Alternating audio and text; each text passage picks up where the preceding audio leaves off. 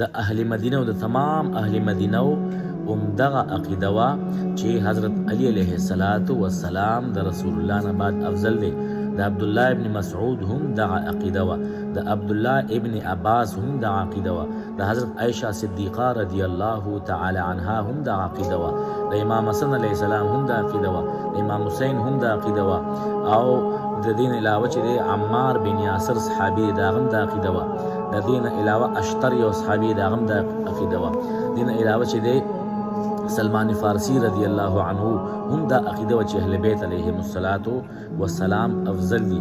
او مونږ ډیر بشماره تاسو زمونه اخلمه چې د کوم صحابه کرامو دا عقیده و چې د نبی کریم علیه السلام نه بعد حضرت علی علیه السلام افضل دی. کې چې دی یو عمار بن یاسر دا عقیده و چې علی علیه السلام افضل دی، یو مقداد بن الاسود دا عقیده و، یو ابو ذر غفاری رضی الله عنه دا عقیده و، سلمان فارسی رضی الله عنهم دا عقیده و چې اهل بیت او علی علیه السلام د رسول الله نه بعد افضل دی.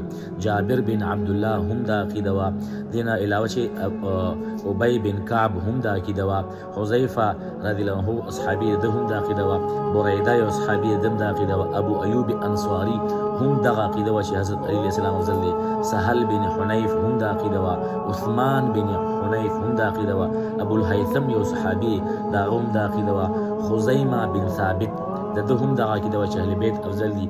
او ابو الطفیل عامر بن واثله دا هم صحابي دی، د هم دا عقیده و چې اهل بیت افضل دي. عباس بن عبد المطلب، حضرت عباس چې د نبی کریم علیه السلام کاکاو او د حضرت علی علیه السلام هم ترو، دا غم دا عقیده وا چې حضرت علی علیه السلام افضل دی. او د څومره اولاد چې دی د حضرت عباس چې څومره اولاد او عبد الله ابن عباس وغیرہ د دې ټول دا عقیده وا. او جمله بنو هاشم د نبی کریم علیه السلام څومره فیملی چې وا دا غیم دا عقیده وا چې حضرت علی علیه السلام افضل دی. او دا خبره په کوم کتاب کې راغلی ده؟ نو دا خبره چې دی راغلی ده الامام محمد ابو زهره مصری د خپل کتاب کې الشافعي یو کتاب لیکلی دی او بیروت کتاب دی او د دې صفحه 93 باندې دا خبره کړې ده. او دا صرف د صحابه کرام نقل کړي، نو چې په جنگ صفین کې کم صحابه کرام حضرت علی سره جنگ صفین کې ټول صحابه کرام چې کم علی علیه السلام سره ولاړو په جنگ کې دی حضرت علی علیه السلام افضل منلو. په جنگ صفین څومره صحابه کرام حضرت علی سره ولاړو هغه ټول دا عقیده وا چې حضرت علی علیه السلام افضل دی، ځکه ورسره ولاړو.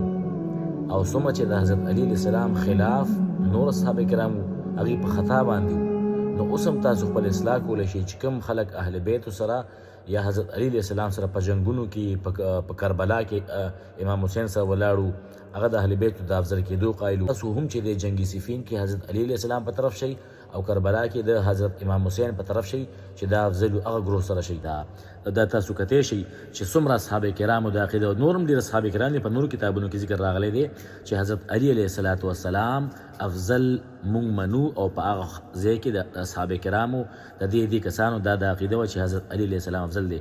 نو که څوک وایي چې حضرت علی علیه السلام افضل منل دا ګمراه کونه کیده، دا خلک ګمراه دي یا دا خلک بېدینه دي. نو دا صحابه کرام چې دي دا عقیده و چې علی علیه السلام افضل دی، نو دې ته به تاسو کومه فتوا ورکوئ؟ په دې به تاسو د ګمراهیت فتوا لګوئ که په دې به څه لګوئ؟